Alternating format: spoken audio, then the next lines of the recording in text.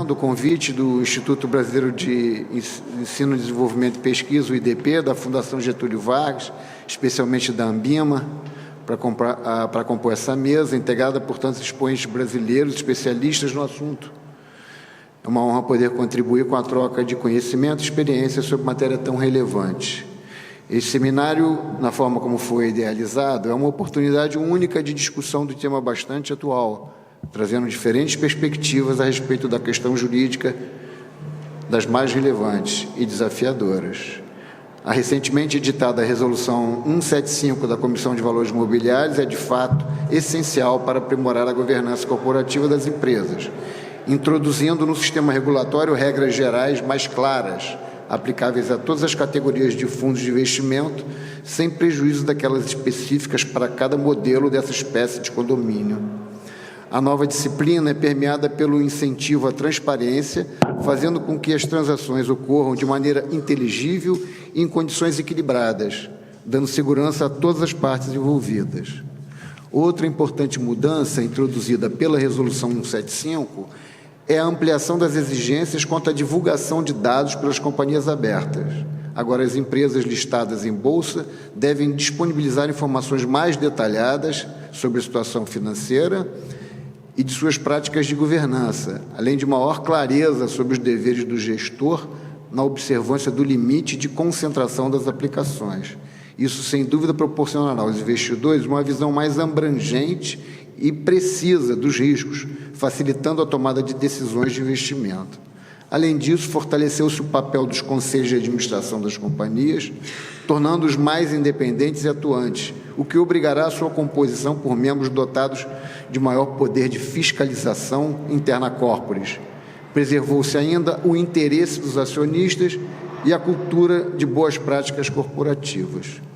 Também é relevante enfatizar que no combate às fraudes houve também grande evolução. Nesse sentido, a Resolução 175 reforça a necessidade de controles efetivos, assim como o papel das auditorias independentes no auxílio a essa tarefa, medidas importantes para a garantia da integridade do mercado e a confiança dos investidores. Pois bem, esse ligeiro panorama sobre algumas regras introduzidas pela resolução referida revela que a sua implementação exigirá esforços combinados das empresas e do órgão regulador, com acompanhamento rigoroso que assegure os fins almejados pela legislação agora disciplinada. Em suma, a Resolução 175 apresenta um avanço significativo no aprimoramento da regulamentação do mercado de capitais, fortalecendo a transparência, governança e proteção aos investidores. De acordo com dados divulgados pela Ambima, somente no período de 12 a 16 de junho deste ano, os fundos de investimento registraram saídas líquidas de 11 bilhões, montante que resulta da diferença entre 202 bilhões e 191 bilhões de aportes. Números dessa magnitude ratificam a importância de seminários como este, onde o tema é abordado por renomados profissionais nessa matéria. Nunca como hoje, devido aos inúmeros casos de endividamento excessivo de tradicionais empresas brasileiras, houve tantos olhares atentos ao trabalho da Comissão de Valores Mobiliários, nem sempre para indicar caminhos ou soluções, e quase nunca para reconhecer essa versão contemporânea do trabalho repetitivo de Sísifo, em que se transformou a rotina de seus diretores. Pois bem, são palestrantes deste painel, cujo título é A Nova Regulamentação de Fundos de Investimento no Brasil, Perspectivas Jurídicas, o Dr. Otto Lobo, diretor da Comissão de Valores Mobiliários, conselheiro titular do Conselho de Recursos do Sistema Financeiro Nacional, no período de 2015 a 2018, doutorando em Direito Empresarial pela Universidade de São Paulo e mestre em Direito pela Universidade de Miami. Dr. Pedro Rude, presidente do Conselho Deliberativo da Associação de Investimentos no Mercado de Capitais, vice-presidente da Associação Brasileira das Entidades do Mercado Financeiro de Capitais, sócio fundador da Leblon Equities, graduado em Economia pela Universidade Cândido Mendes. Dr. Rogério Xavier, sócio fundador da SPX Capital, diretor executivo de gestão de recursos de terceiros do Banco BBM de 2008 a 2010 e diretor de tesouraria do Banco BBM desde 97 até 2007. Também é graduado em administração de empresas pela Pontifícia Universidade Católica do Rio de Janeiro. Dr. César Collier, Management Partners da Sigler Gulf, especialista em finanças e administração pela Fundação Getúlio Vargas. Finalmente, o Dr. Rafael Pimenta, advogado sócio de Galdino Coelho Advogados, mestrando em Direito Processual pela Universidade de São Paulo e pós-graduado em Direito dos Contratos pela Fundação Getúlio Vargas. Registro também a presença da doutora Soraya Alves, advogada e gerente executiva da Ambima, responsável por todos os assuntos jurídicos e de compliance da entidade. E também do Dr. José Davi Júnior, diretor-geral da ANCOR, Associação Nacional de Corretores de Títulos de Valores Mobiliários, Câmbio e Mercadoria. Faço também menção à presença aqui dos colegas do Rio de Janeiro, desembargador Mauro Martins, conselheiro do CNJ, desembargadora Maria da Glória e desembargadora Cátia Monherá, o que revela o interesse do Poder Judiciário neste tema, que é muito importante de fato. Então, com essas considerações iniciais, eu quero passar a palavra ao Dr. Otto para fazer a sua exposição. Dr. Otto. Muito obrigado, desembargador Agostinho. Uma boa tarde a todos. Imenso prazer estar aqui hoje. Agradeço por esse convite, prestigioso convite. Faço esse agradecimento na pessoa do Dr. Francisco Mendes e do Dr. Sidney Gonzalez. As homenagens já foram prestadas a ambos e eu só reforço com breves palavras da importância desse evento. Eu acho que essa é a primeira vez que a Comissão de Valores Mobiliários participa. Na verdade, eu tenho que fazer um disclaimer que eu estou de férias aqui, então, oficialmente, eu não estou representando a Comissão de Valores Mobiliários. Teria que fazer um disclaimer toda vez que um diretor da CVM fala, tem que mencionar que as opiniões expostas são de minha exclusiva responsabilidade, e hoje mais ainda, porque eu estou vindo aqui de férias como professor, como participante. Bom, inicialmente eu queria mencionar, já foi falado rapidamente pelo desembargador Agostinho, da extraordinária relevância da indústria de fundos. A indústria de fundos do Brasil atualmente é maior do que a indústria de fundos na França. São 28,4 mil fundos de investimentos registrados, 25 milhões de cotistas aproximadamente. Protagonismo no mercado de capitais no Brasil, 7,5 trilhões de reais de patrimônio sob gestão de fundos, quarto no ranking da IOSCO, que é a Organização Mundial de Mercado de Capitais. E nós agora estamos fazendo uma interlocução com o Judiciário, porque há um novo marco de fundos de investimento no país, a Resolução 75. Trabalhamos durante alguns meses nessa resolução, ao passo que os superintendentes da Comissão de Valores são os verdadeiros trabalhadores que já vêm estudando isso há muitos anos, e se diz que no Brasil, a cada 10 anos, tem uma reforma nas regras de fundo de investimento. Então, essa deve ser a terceira ou quarta reforma. O superintendente Maeda estaria aqui hoje para falar também, participou ativamente da redação da regra de fundos, nós participamos também. Então, é uma mudança de paradigma, é o novo marco, a resolução substitui e revoga 35 instruções normativas, 3 deliberações emitidas pela CVM, incluindo a instrução CVM 555, que é a regra geral, as instruções 356, 444. Até a entrada em vigor, várias normas já foram alteradas, instruções aplicáveis a fundos de investimento e participações, FIP, fundo de investimento imobiliário, fundos de índice, foram revogadas a instrução 578, 472, 359, e eu vou assinalar alguns pontos de interesse aqui nessa nossa interlocução com o Judiciário, e é importante fazer um paralelo com as regras de fundo de investimento aqui em Portugal, porque, diferentemente do Brasil, em Portugal tem uma ampla legislação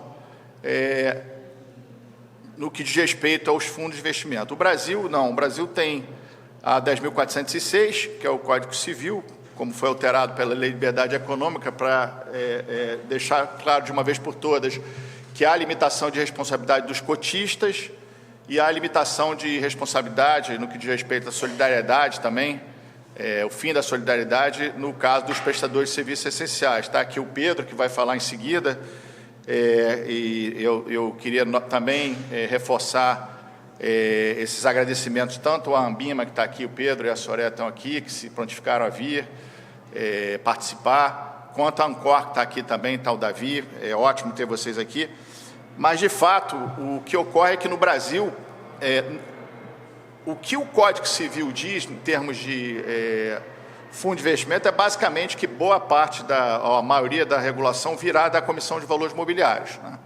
Tivemos um evento há um pouco tempo atrás com a Escola da Magistratura do Tribunal de Justiça do Rio de Janeiro, o desembargador Marcos, que é um civilista de escola, ele até comentou, olha, agora a gente vai ter que fazer uma interlocução, porque o Código Civil ele simplesmente fala que a CVM vai regular a matéria de fundo de investimento. Mas, de fato, e isso é o que eu acho importante, a Resolução 175, que nós editamos no último dia do ano, na verdade, um dia antes do Natal, foi o presente de Natal que nós demos ao mercado, eu não sei se foi presente ou não, porque todo mundo teve que correr estudar isso no final do ano, mas a CVM, a intenção é fazer uma redução dos custos de observância, que é algo que a CVM já vem fazendo há bastante tempo.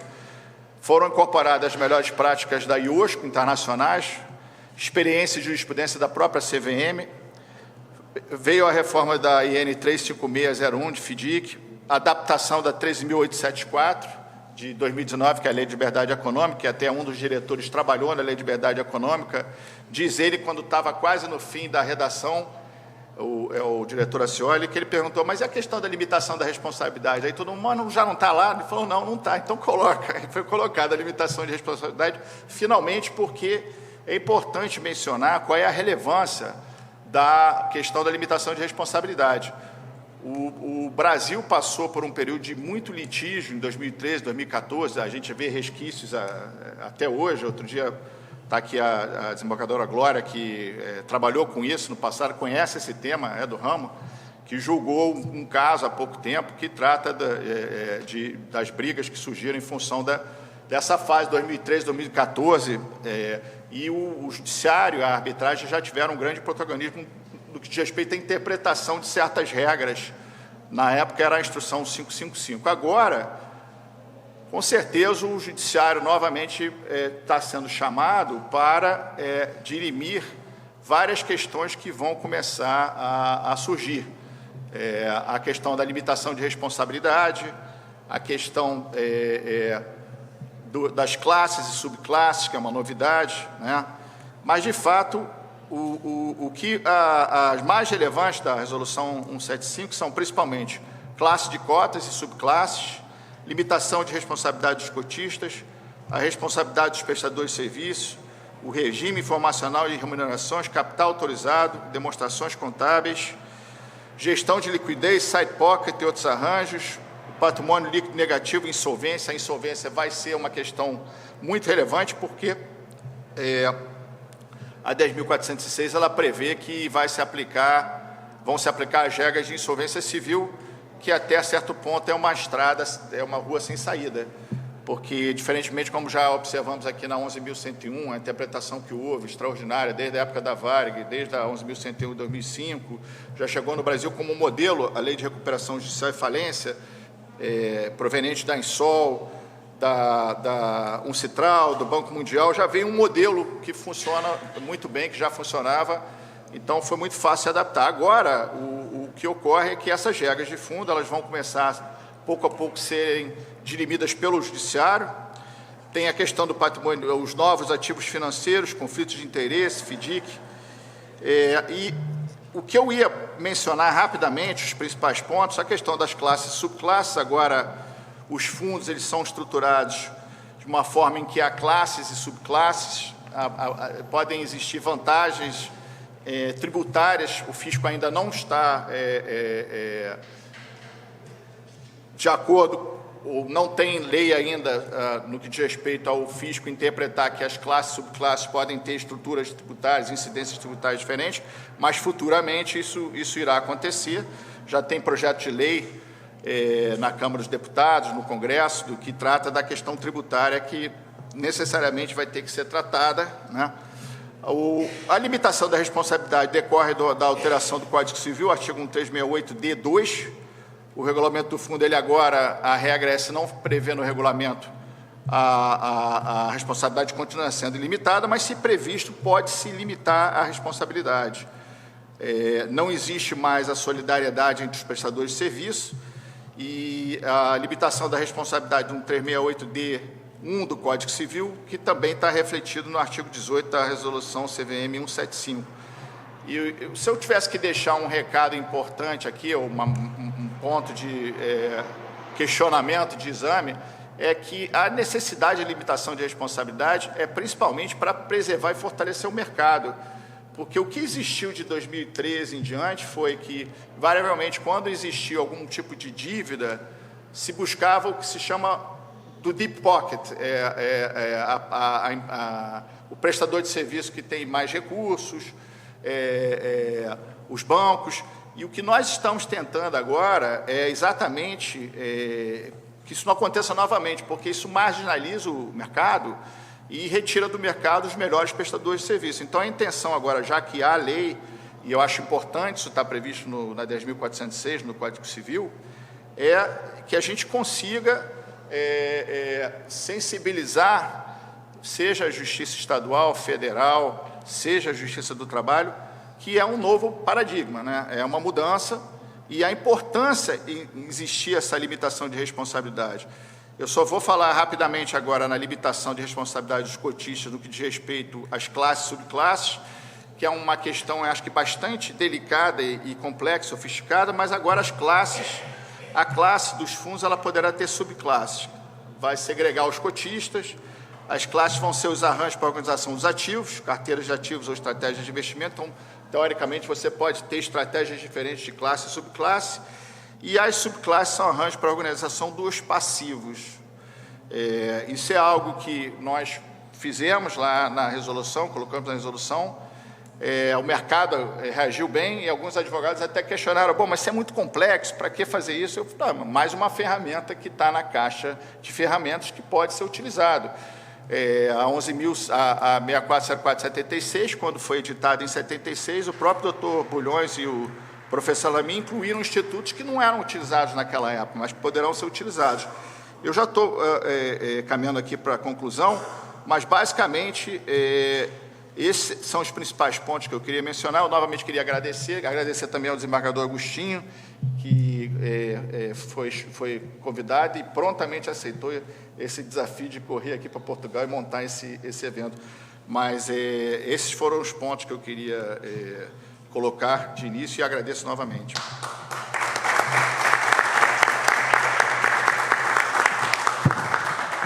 Realmente é um desafio, doutor Otto. Para nós, essa matéria ainda é pouco explorada, embora seja muito relevante, como se viu pela sua exposição. Falou sobre a mudança de paradigma trazida pela Resolução 175, traçou esse paralelo entre as disciplinas no Brasil e Portugal, e sobre a limitação dos gestores, que para nós, de fato, é um ponto extremamente importante, e essa parceria que a CVM tem procurado fazer agora com a Escola da Magistratura, através do fórum que eu presido, que é o Fórum de Direito Empresarial, é vista com muito bons olhos pelos colegas, porque é a primeira vez que a instituição reguladora mostra esse interesse. Então, eu queria agora anunciar que é o doutor Pedro, o doutor Rogério, né, que vai falar. Doutor Pedro. O doutor Pedro, então, ele vai proferir a sua manifestação. Eu já mencionei aqui o currículo, e Vossa Excelência, então, fica à vontade para começar. Está ótimo. Obrigado, desembargador Agostinho. Obrigado pelo convite. É um prazer estar aqui com vocês.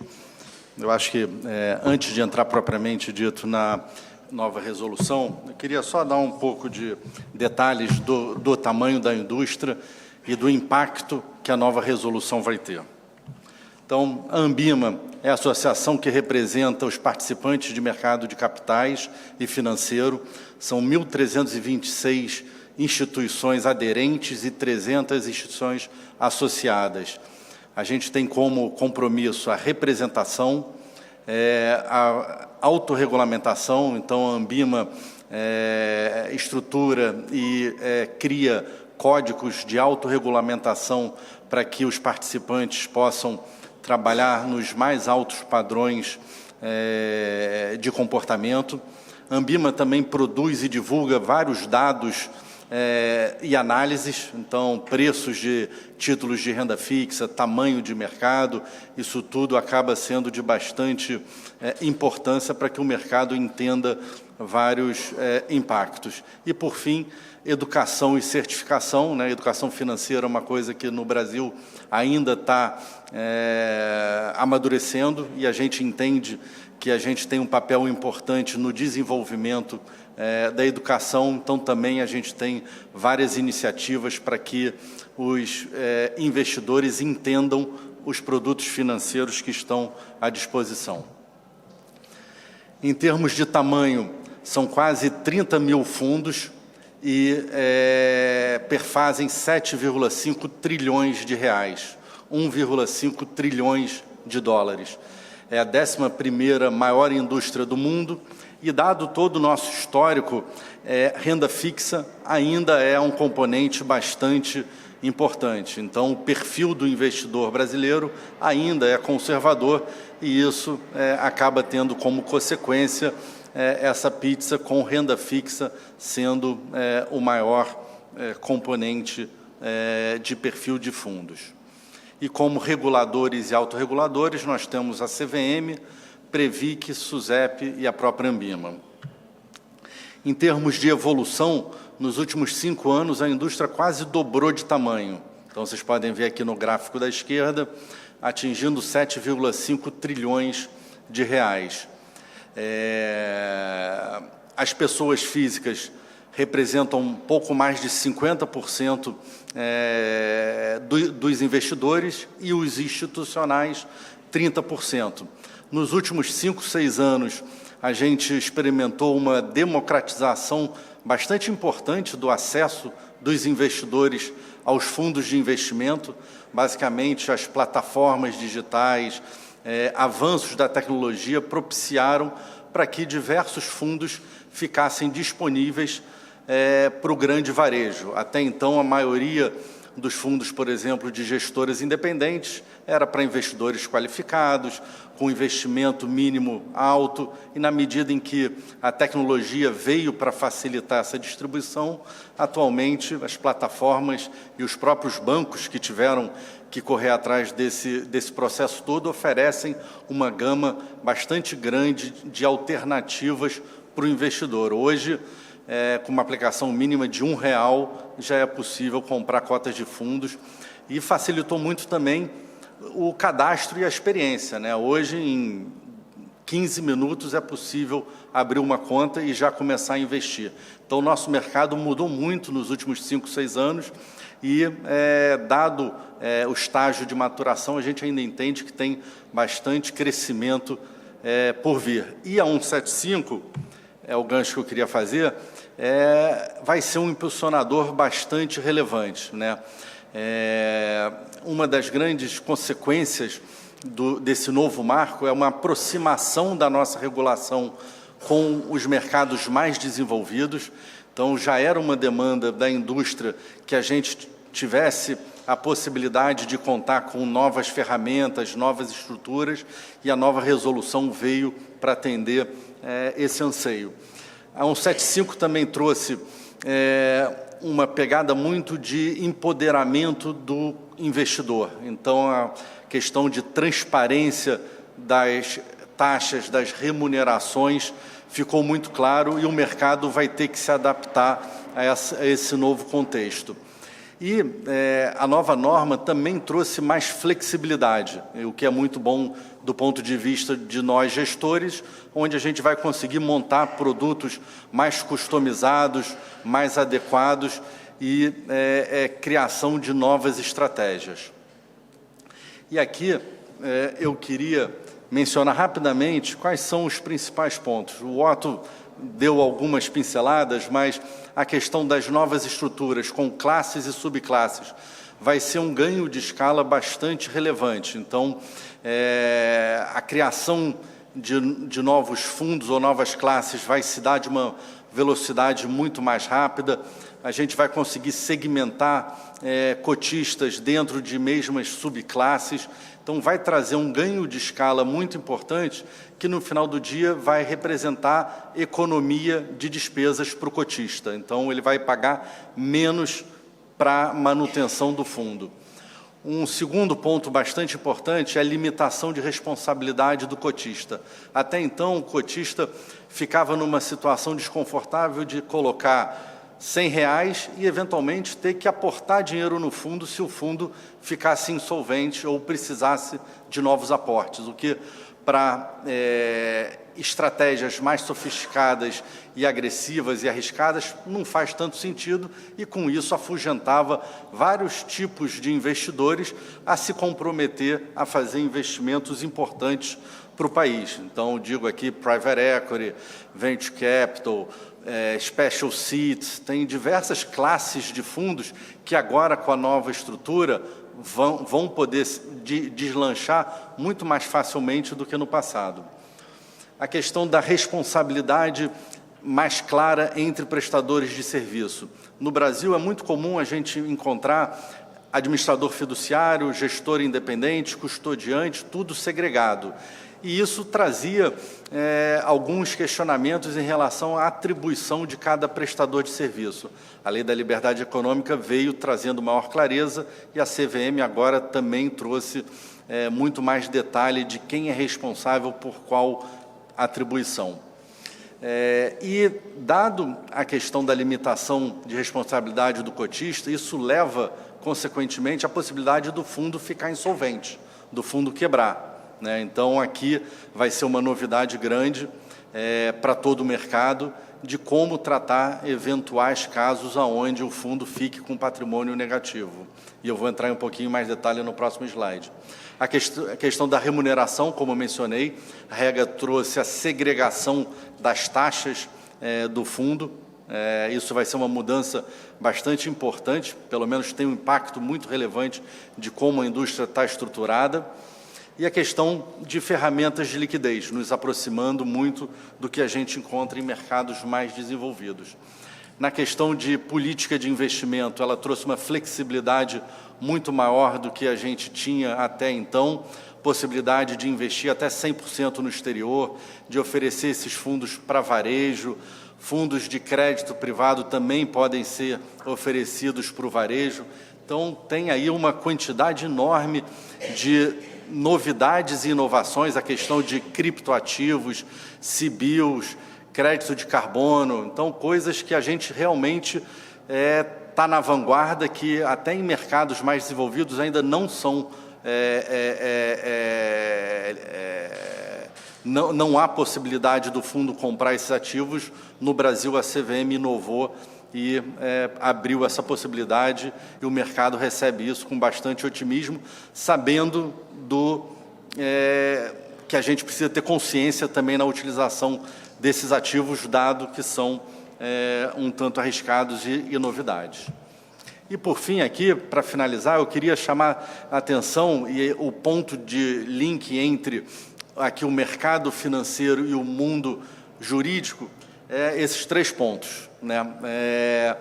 Que, obrigatoriamente, vai acabar sendo decidido no judiciário em algum momento. Questão da limitação da responsabilidade dos cotistas. Então, isso é importante que fique claro que a lei trouxe muito claramente que o cotista ele é responsável até o limite do aporte dele e não mais do que isso. Então, é um conceito que a gente encontra em diversos outros mercados, mas que agora vai ser, entendo eu, o padrão no mercado brasileiro, né? A segregação patrimonial e o regime de insolvência, né? Uma vez que cada classe tem o seu patrimônio segregado, a gente vai poder ter situações onde uma classe tem dificuldades e, eventualmente, vai se tornar insolvente e as demais não, e é importante não ter essa confusão patrimonial entre classes, até porque todo conceito de classes pressupõe uma segregação patrimonial, então esse ponto é importante. E naquelas classes e naquelas situações onde o único caminho é a insolvência, como tratar o operacional disso, né? A questão de prioridade, como fazer o pagamento, como atender aos credores. Eu acho que vai precisar de um diálogo muito próximo entre mercado financeiro, CVM, Ambima e os participantes e o judiciário, porque vai ser uma novidade bastante importante e crítica. E, por fim, a governança dos prestadores de serviço, como mencionei, basicamente a gente tem, com a nova regra, 2 prestadores essenciais, o administrador fiduciário e o gestor, e cada um com as suas responsabilidades bastante claras. Então, no passado também a gente já viu alguma confusão de atribuição de responsabilidade para um ou para outro, quando, na verdade, não era papel daquele prestador, e a Lei da Liberdade Econômica e a regulamentação da CVM veio trazer mais clareza. Então, eu vou parar por aqui, queria agradecer a atenção. Obrigado.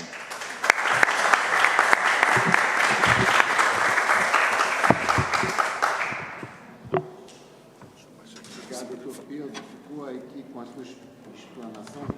Ficou bastante clara a necessidade dessa interação do órgão regulador com o Poder Judiciário, coisa que para nós é muito importante. Sua explanação foi muito clara nesse sentido. Mas o que eu gostei mais de ouvir aqui na sua fala é que o investidor que só tem R$1 pode investir em fundos. Isso, para mim, é uma enorme surpresa. E até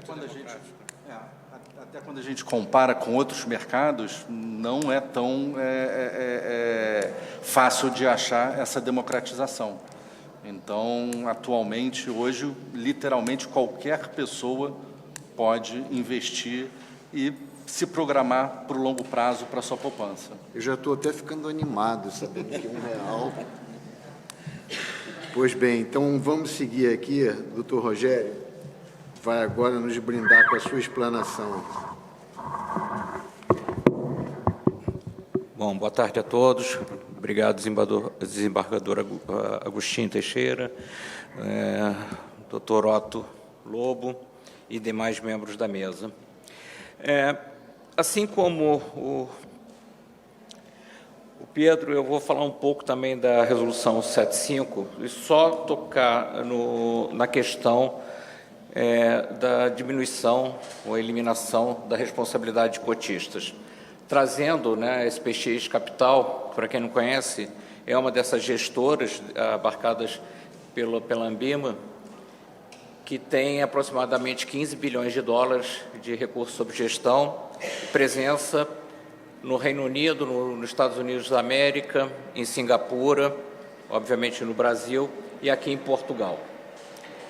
Então, a gente tem uma experiência bastante próxima de todas essas realidades que a gente tem discutido aqui sobre o desenvolvimento dos mercados. Então, aqui eu saldo o diretor Lobo na questão da Resolução 75, porque essa questão da responsabilidade dos cotistas é muito importante. Em que sentido? No sentido que o investidor estrangeiro, pegando do ponto de vista do investidor estrangeiro, ele não topa esse risco de socializar perdas dentro de um fundo, principalmente com cotistas brasileiros. Assim, há uma certa discriminação por ignorância ou por o nosso histórico no Brasil, mas infelizmente é assim que eles veem, preconceito, né? E isso atrapalha muito a estratégia. Eu vou dar um exemplo a vocês de como isso é feito. Quando o investidor estrangeiro ele quer fazer um aporte nos nossos fundos, ele não investe nos fundos onde todos os cotistas investem. Os fundos soberanos, por exemplo, eles pedem um fundo exclusivo para eles. Então, a gente tem um fundo soberano de 1,5 bilhão, que tem um fundo dele. A gente tem um fundo exclusivo de um de um fundo de previdência canadense, que tem um fundo exclusivo dele. E por que isso atrapalha? Atrapalha porque quando você vai se colocar junto aos investidores para vender a sua estratégia de fundo, aquele fundo que tem a maior parte dos cotistas, ele é pequeno. Então, quando você vende a estratégia, ele não pode, em muitos dos casos, ter mais do que 25% de participação daquele fundo. Então, ele, no máximo, investe 100 milhões. Quando você vai vender para os grandes bancos, para eles distribuírem o seu fundo no exterior, 100 milhões não é relevante para eles, você é pequeno. Então, da estratégia, se fosse 5 bilhões e ele tivesse 25%, você estava falando de 1 bilhão. Aí ele consegue ter escala para vender. Mas quando ele olha só para um fundo de 600 milhões, ele é pequeno, então ele não se interessa. Então, essa parte da colocação da resolução vai ajudar bastante a gente a tentar diminuir essa restrição que a gente tem do risco do cotista. Então, saldo o diretor Otto nesse sentido.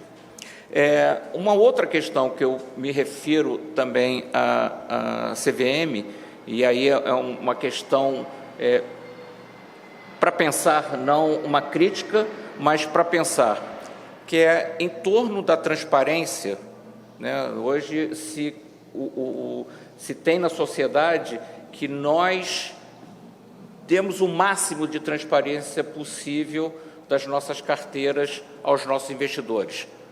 Obviamente, nós, Ambima e nós gestores, não somos contra dar informações, principalmente ao regulador, assim como nós, enquanto bancos, informávamos a autoridade monetária, o Banco Central, de tudo que nós fazemos e éramos fiscalizados por ele.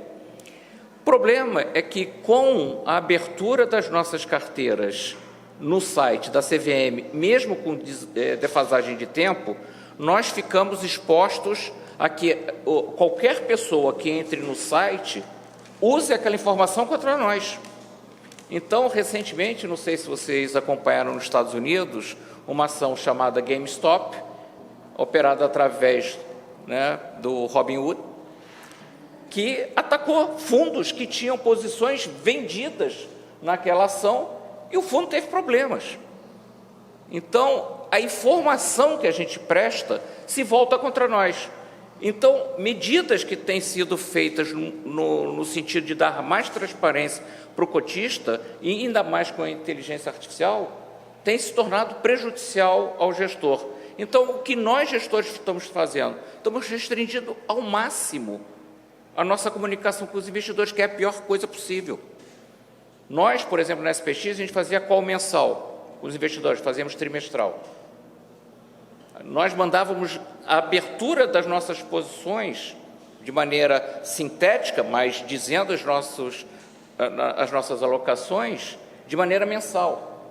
Agora a gente só diz em que mercados que a gente ganhou ou perdeu, mas não diz em que ativos que a gente estava operando. Não especificamente a taxa de juros no vértice tal, mas perdemos tanto em juros e ganhamos tanto em juros, mas não diz o país, não diz em que produto a gente estava, a gente dá basicamente sintético. Isso eu acho que vai contra a intenção que a gente tem, de dar transparência. Mas como fazer isso?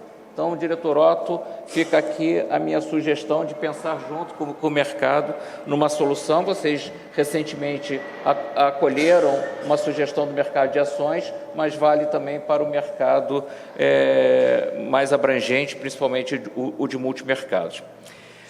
E, finalmente, eu vou entrar aqui, já dado que estamos em Portugal, falar da inovação do mercado português, que é um mercado extremamente denso na parte de regulação. A CMVM é o nosso xerife aqui e tem uma quantidade de trabalho imenso, basicamente porque a legislação também é imensa, muito complexa e que demanda uma quantidade, uma burocracia de informações enorme. Felizmente, esse ano saiu um decreto-lei, o 23 de 2023, que vai unificar, né, o RG-OIC, que é o Regime Geral de Organismos de Investimento Coletivo, e o JRJ-CRESSE, que é o Regime Jurídico de Capital de Risco, Empreendedorismo Social e Investimento Especializado, instituindo ou simplesmente o RGA, que é o Regime de Gestão de Ativos. Então, você vai ter uma unificação desses dois regimes que vai permitir uma maior agilidade na CMVM no processo de aprovação de novas gestoras. Isso está totalmente alinhado com o direito nacional e também com o direito da União Europeia. Porém, eu ainda acho que da questão dos colaboradores, que esse assunto, embora ainda a CMVM ainda não regulamentou, me parece que do ponto de vista dos colaboradores, que nós possamos atrair para Portugal, que nós ainda estamos longe de um processo célere que vai permitir que nós tenhamos uma estrutura competitiva a partir de Portugal para operar os mercados na Europa. Basicamente, para você ter uma aprovação de um administrador, de um funcionário-chave, né, com responsabilidades específicas, você tem que enviar o currículo, o histórico, questionários são extensos, com conhecimentos técnicos e certidões criminais. Alguns casos têm entrevista, o envio de uma matriz de atribuição de tempo de cada administrador, funcionário com função-chave, que deve ser dividido no detalhe, horas dedicadas a tal função. Em muitas jurisdições, como os Estados Unidos, né, esse processo é basicamente declaratório. Você declara e apenas o regulador revisa do ponto de vista da idoneidade. Então, eu acho que essa é um problema. A regulação ela continua a mesma, né, da época da pós-crise da grande crise financeira de 2008, onde o gestor era visto como um vilão. Basicamente, ainda há na cabeça do regulador a ideia que o gestor opera os ativos para inflar lucros, para gerar bônus para si próprio. Então, com isso, há uma tendência ao regulador a estender no tempo o bônus das pessoas e limitar a questão da remuneração. Basicamente, o que acontece é que a gente não consegue atrair ninguém para trabalhar em Portugal, porque a pessoa prefere trabalhar ou no Brasil, ou nos Estados Unidos, ou no Reino Unido. Então, por que a pessoa vai vir para Portugal? Bacana, tem sol, é calor, mas, enfim, quando o cara pensa no bolso, ele fala assim, não tem razão para a gente mandar o sujeito, o colaborador, para Portugal. Sobre a diferença no processo das licenças, né, a parte jurisdicional, onde a SPX trabalha, onde é menos burocrático, obviamente, é na SEC e na CFTC americanos, porque os processos, como eu disse, são declaratórios. Então, você tem que enviar muita informação para o regulador, mas não é um processo de autorização, né? No final, você vai ter que cumprir a posteriori o que você declarou que você ia fazer. Então, é um processo que você tem uma agilidade muito grande na aprovação das licenças e depois uma fiscalização muito grande por parte do regulador, né? Em Singapura é igual aos Estados Unidos, porém, Portugal, Inglaterra e Brasil têm processos mais complexos, embora eu reconheça aqui, perante o diretor Otto, que o Brasil ainda tem um processo bastante célere, em torno de 60 dias você consegue uma aprovação de uma gestora. Além disso, temos aqui o Pedro, que na figura da Ambima, né, tem esse processo de autorregulação, que a gente envia parte da documentação que vai ser enviada à CVM para filtragem e depois facilita o processo dentro da CVM. No Brasil, fora do Brasil, quem tem algo parecido é a FINRA, né, dos Estados Unidos. Então, eu acho que a gente tem que avançar aqui em Portugal nesse aspecto. Na questão da autorregulação, os países da Comunidade Europeia, eles são baseados em diretivas, mas tem um problema. Para cada país, você tem uma diferença de como uma gestora possa atuar. Então, o que acaba sendo feito é que a gestora contrata uma gestora local e a gestora local depois nos contrata para fazer a gestão e nos cobra um FII. Então, também fica um recado aqui à CMVM no sentido de avançar também nessa questão de tentar flexibilizar ao máximo a questão da autorregulação, da regulamentação dos fundos de investimento. Com isso, eu termino aqui a minha parte e agradeço a todos. Muito obrigado.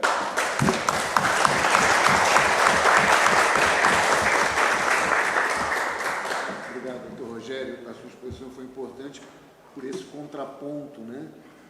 Se de um lado a maior transparência traz benefícios, por outro traz esses riscos de exposição que o senhor mencionou aqui.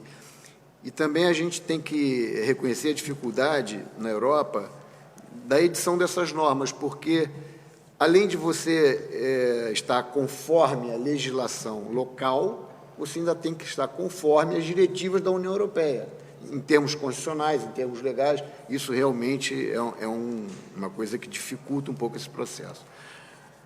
Vou passar a palavra agora ao Dr. César Coller, que vai proferir aí a sua exposição. Dr. César. É melhor você usar esse aqui, né? Está ligado.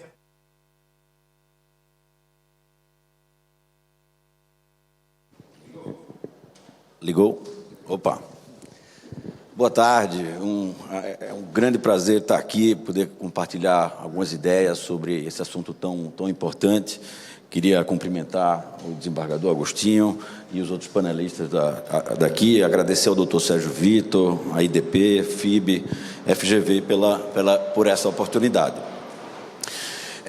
Eu vou fazer uma breve introdução. Eu sou sócio de uma empresa americana, Deep Private Equity. Ela tem 30 anos de existência, e dos quais 15 anos investindo no Brasil. Nós temos 3 grandes áreas de negócio. Nós temos um fundo de fundos, temos um investimento direto em empresas e temos special situations, ou ativos judiciais, como eu prefiro chamar. No fundo de fundo, temos 30 fundos, somos o maior investidor de private equity do Brasil, estrangeiro. A gente tem 30 fundos debaixo do portfólio, 130 empresas ali, e temos 12 outras empresas que a gente investiu diretamente. São nomes como Decolar.com, Óticas Carol, Vivel e Versani Sandrini. Eu tenho bastante orgulho também de dizer que o papel desse investimento estrangeiro para o país é de extrema importância e gera, só nas nossas empresas, 10 mil empregos por ano. Então, tem um papel, a atração do investidor estrangeiro é muito importante para a economia. Também na área de ativos jurídicos, diferente do que se divulga por aí, nós não somos a Faria Lima que compra tudo a 20% do valor de face. Pelo contrário, o que a gente faz é usar a credibilidade do judiciário brasileiro para dar empréstimos para empresas que os bancos já não atendem mais. Só nessa situação, nós conseguimos salvar mais de 15 empresas, são quase 30 mil empregos preservados graças a esse tipo de financiamento. Nós temos 2 bilhões de dólares investidos nisso. Eu sou formado em Direito, tenho uma FGV em Finanças, mas eu sou membro da BVCAP, membro do conselho da BVCAP e membro do conselho da Associação Global de Investimento de Capital Privado. Apesar desse sotaque pernambucano, eu me considero um especialista de investidor estrangeiro. Eu vou pessoalmente a mais de 40 cidades por ano, aqui e nos Estados Unidos, vender o peixe do Brasil. Então, são fundos soberanos, são universidades, fundos de pensão, fundo privado. Para se ter uma ideia, só no ano passado foram 45. Então, fiz uma extensa introdução, me desculpe, mas eu acho que era importante para contextualizar em como que a gente traduz isso para a 175 e quais são as outras áreas que também nos atrapalham ou poderiam atrapalhar também a implantação da 175. Eu acredito que eu posso contribuir mais trazendo exemplos de situações jurídicas que enfrentamos no Brasil e trazer esse alerta para a implantação da nova regra. Contudo, queria comentar brevemente sobre a 175. Né? Uma das maiores conquistas já ditas aqui foi a limitação da responsabilidade, limitadas ao capital subscrito e a criação das classes e cotas. Isso realmente aproximou o Brasil do exterior. Até então, no Brasil, chamava-se capital adicional para cumprir situações de liquidez dos fundos, enquanto na Europa e nos Estados Unidos se limitava ao capital investido. Isso gera mais investimentos. Quando a gente limita a responsabilidade, o investidor, como também o Rogério mencionou, ele sabe que só o que ele investiu é o que está em risco. E isso gera muito mais investimento. Outro ganho excepcional foi o maior acesso aos FDICs. Eu sou um entusiasta do crédito privado no Brasil. Eu acho que nós temos ainda menos de 10% de todo o crédito no Brasil é crédito privado. Para se ver, Estados Unidos e Europa é mais de 45%. Então, a gente pode crescer muito crédito privado no nosso país. Também elogio a flexibilidade para investimentos no exterior, que são salutares e natural que acontece no mundo todo. Outros benefícios oriundos da mudança foi a maior transparência da cascata de FIIs. Eu acho que existe uma indústria de FIIs aí que com a transparência, vai ficar muito claro para os investidores quem está ganhando o quê. A redução dos custos, naturalmente, quando se faz subclasses, você está reduzindo a quantidade de fundos que você teria que montar. Então, você bota dentro da subclasse, isso reduz custo. A inserção das novas classes de investimento, tipo cripto e ESG, ou crédito carbono, né? A maior transparência dos papéis dos administradores, gestores e distribuidores. Ao gestor foi dado maior responsabilidade e atribuições. Ele decide investir, desinvestir, contratar terceiros, tipicamente como deveria ser. Mas também eu gostaria aqui de fazer uma reflexão sobre o Brasil no contexto mundial. Nós temos uma oportunidade única, pontual, mas que tende a prevalecer pelos próximos anos, que é o Brasil. A China foi cancelada pelos investidores estrangeiros. O que era moda antigamente, você só falava em mercado emergente, só se falava de China. Rússia nem se fala. Quando você vai ver Índia, a Índia triplicou a quantidade de capital privado indo para lá. O Brasil pode ser o próximo da vez. Só cabe a gente fazer isso acontecer. Naturalmente, o país, o Brasil, grande população, valores sociais e morais parecidos com a Europa e os Estados Unidos, uma democracia e Estado de Direito é a grande chance de que a gente atrair capital estrangeiro. Mas tão rápido quanto a mira ela vem para a gente, ela pode ir embora. E tem outros aspectos, por exemplo, como o Ultimate Beneficial Ownership, ou o beneficiário final, que a gente já chegou a ter um administrador nos pedindo todos os CPFs, assim por dizer, de um país asiático.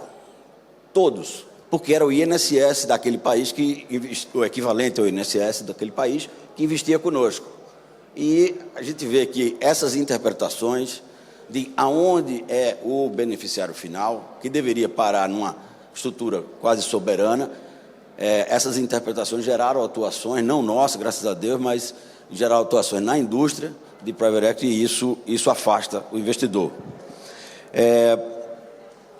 Já tô terminando aqui, mas eu vou pular aqui uma observação. Eu gostaria também de defender o nosso peixe, que a situação que eu mais tive que dar explicação para os investidores estrangeiros foi a PEC dos precatórios. Um país que quer ser ter uma nota de investment grade não pode dar calote. E calote nas suas dívidas judiciais e descumprimento de ordens judiciais, isso é visto de uma forma horrenda lá fora. Como é que a gente conseguiu falar com os investidores? Dizendo a eles, olha, tem um mecanismo de compensação que ainda vai ou pode vir a funcionar, ou tem um ADI que pode ou não derrubar essa PEC de precatório. Mas eu acho que é muito importante ressaltar que a PEC de precatório prejudicou a imagem do Brasil e aumentou a curva de longo prazo da nossa dívida. Então, um negócio que a gente deu um cano em 10 bilhões de dólares está afetando o mercado de 1,5 trilhões de dólares.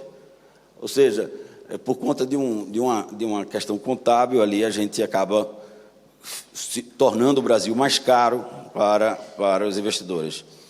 Então, eu queria também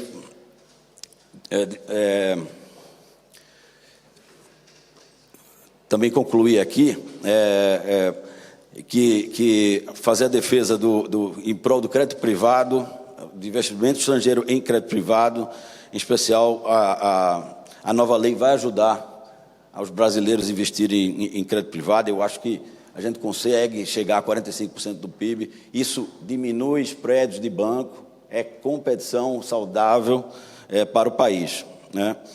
E para concluir, eu tenho que crescer o capital privado de longo prazo e vou trabalhar para isso, para trazer sempre mais investimentos para o Brasil. Obrigado.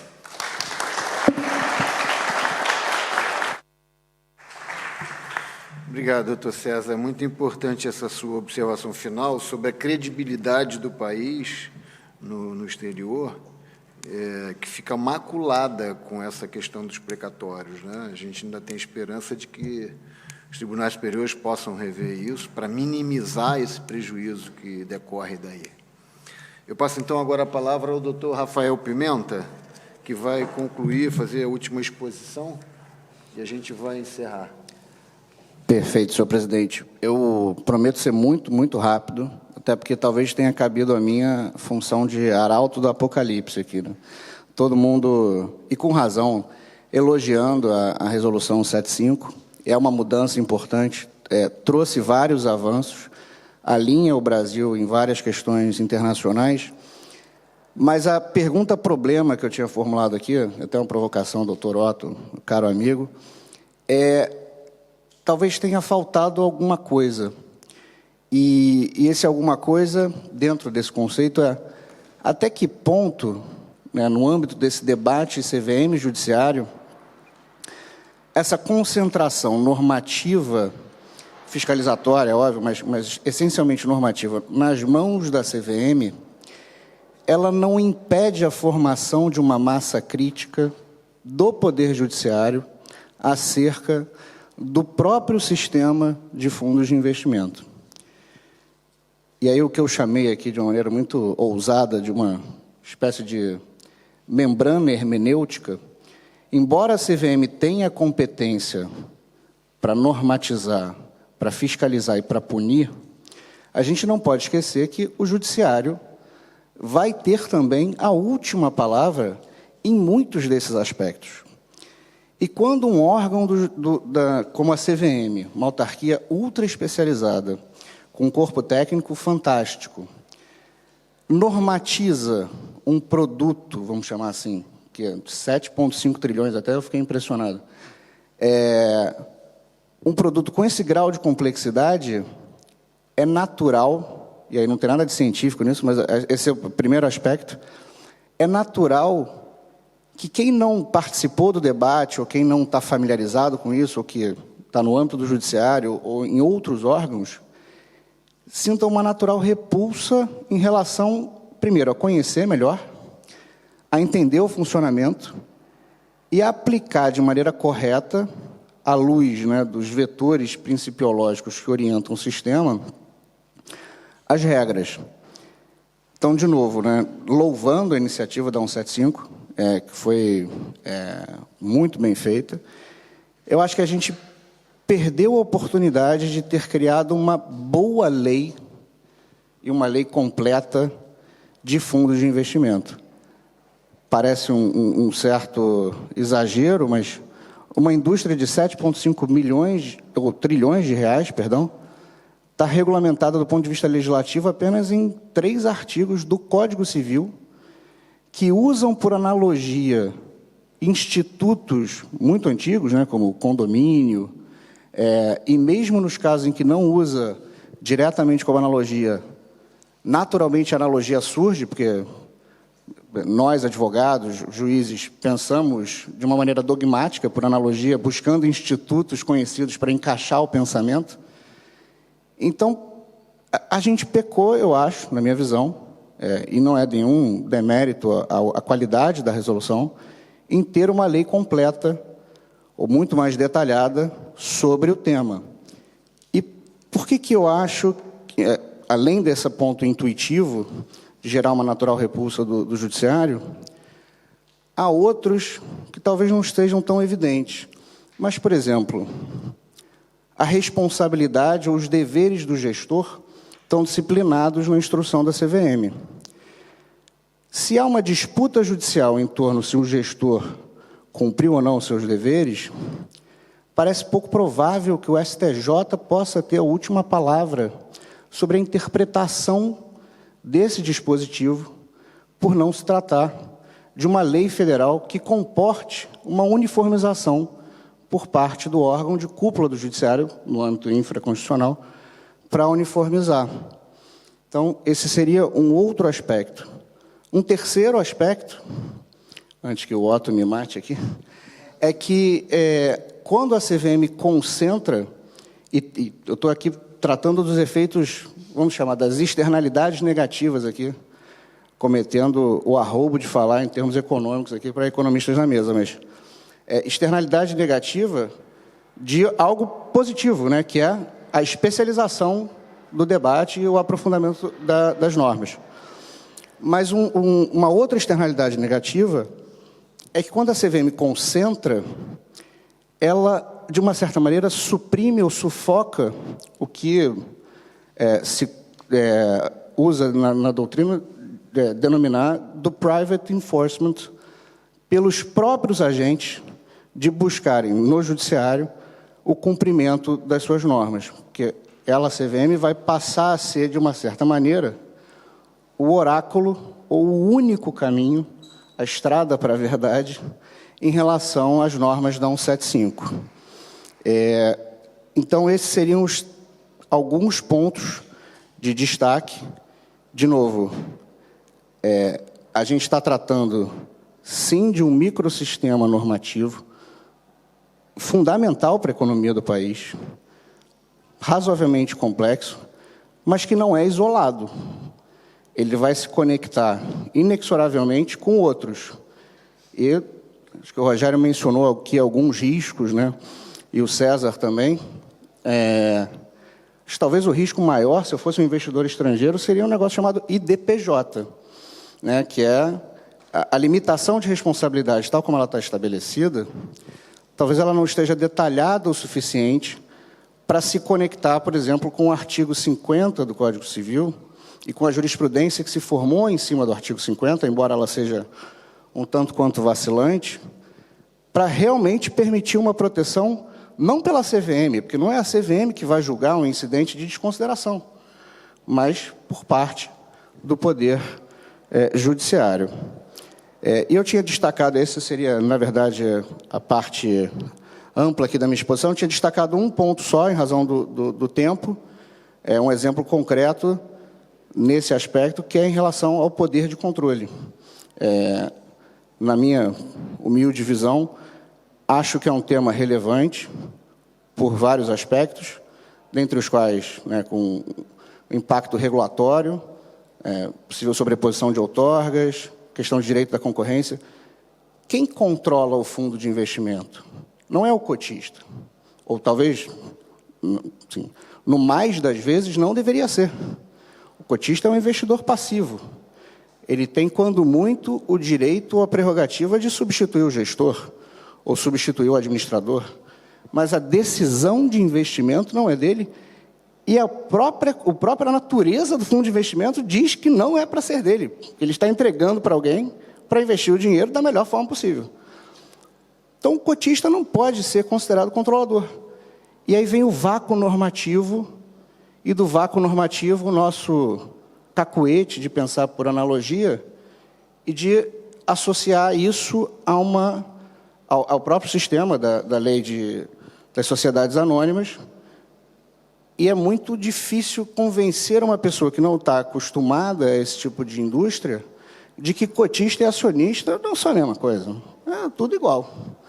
Então, eu acho que, em relação a esse aspecto específico do poder de controle, é um exemplo, e ele vai se desaguar em outros, como o próprio controle exercido, quem exerce, se tem comitê de investimento, se não tem, quem elege o comitê de investimento, quais são as políticas, e a gente vai chegar, de novo, no IDPJ, que é, se tudo der errado, quem, de alguma maneira, se ultrapassou os limites do regulamento, não ultrapassou as raias da lei, para fins de uma apuração efetiva de responsabilidade, que até não é justo que fique só nas costas da CVM, porque é humanamente impossível que a CVM fiscalize bem, normatize bem e puna bem quando dá errado, e muitas vezes dá errado, num ambiente o Pedro falou aqui, não me fugiu o número, mas não sei quantos milhares de fundos.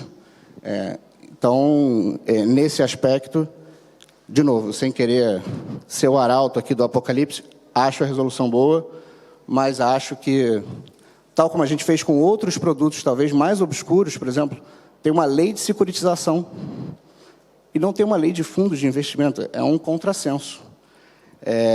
Então, fica aqui a minha crítica construtiva, ou um convite à reflexão, melhor dizendo, e com isso encerro a minha exposição muito breve aqui. Muito obrigado.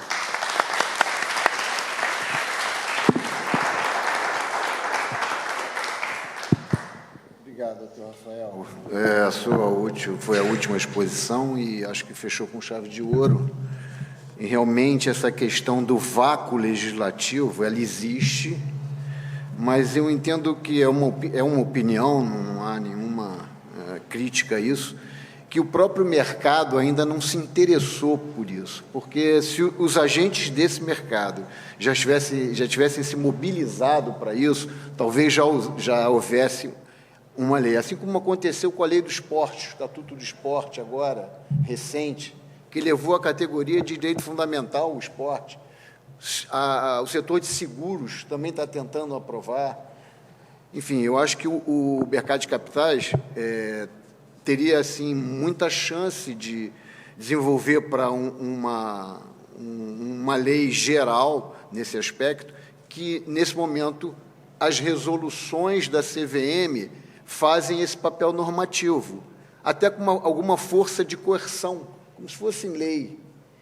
Eu não vejo no meu dia a dia magistrado que, para decidir uma questão dessa, não aguarde primeiro a manifestação da CVM, que funciona talvez até como uma coisa próxima de um laudo pericial.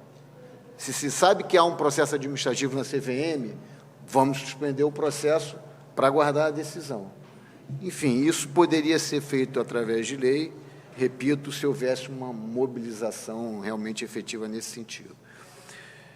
Bom, com isso eu quero agradecer à mesa, aos os colegas aqui de mesa, que foram extremamente claros e com exposições muito bem formuladas.